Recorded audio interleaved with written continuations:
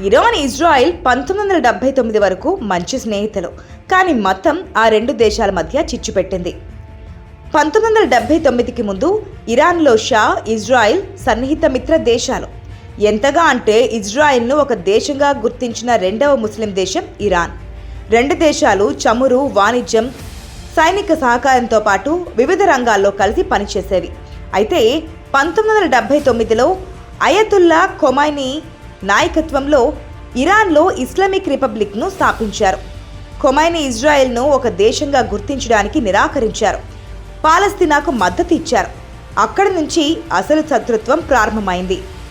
Khomeini Islamic republic స్థాపించిన తర్వాత మత చిచ్చు పాలస్తీనా సమస్యను ఇరాన్ తమ విదేశాంగ విధానంలో కీలక భాగంగా చేసుకోవడంతో రెండు దేశాలు బద్ధ శత్రువులయ్యాయి. అంతేకాదు ఇరాన్ హమాస్, హిజ్బుల్లా వంటి గ్రూపులకు సైనిక, ఆర్థిక సాయం కూడా చేస్తోంది. వీటికి మద్దతు ఇచ్చి తమ దేశంపై ఇరాన్ కుట్ర చేస్తుందని ఇజ్రాయెల్కు కోపం.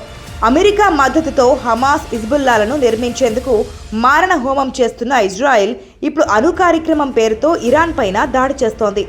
ఇరాన్ అణ్వాయుధాలు సమకూర్చుకుంటే ఇజ్రాయెల్ ఉనికికి ముప్పు అని ఆపరేషన్ రైజింగ్ లయన్ పేరుతో అణు స్థావరాలపై దాడులు చేస్తోంది. అణు శాస్త్రవేత్తలను చంపేస్తోంది. ఇరాన్ తాము యుద్ధం కోసం అణ్వాయుధాలు తయారు చేయడం లేదని అంటోంది. కానీ అమెరికా ఒప్పందం చేసుకోవాలని అంటోంది. అమెరికా జోక్యంతో ఈ వివాదం మరింతగా పెరుగుతోంది. ఈ దేశాల మధ్య వివాదానికి జెరూసలేం కూడా కారణం. ఆ ప్రాంతాన్ని ఇజ్రాయెల్లో భాగంగా ఇరాన్ గుర్తించదు, పాలస్తీనాకు చెందినదిగా చెబుతోంది. దీంతో రెండు దేశాల మధ్య ఉద్రిక్తతలు చల్లారడం లేదు. అంతిమంగా మతం ఇద్దరి స్నేహితుల మధ్య చిచ్చు పెట్టి శత్రువుగా మార్చింది. అమెరికా లాంటి దేశాలు వీరి మధ్య మంటల్ని పెంచుతూ పబ్బం గడుపుకుంటున్నాయి.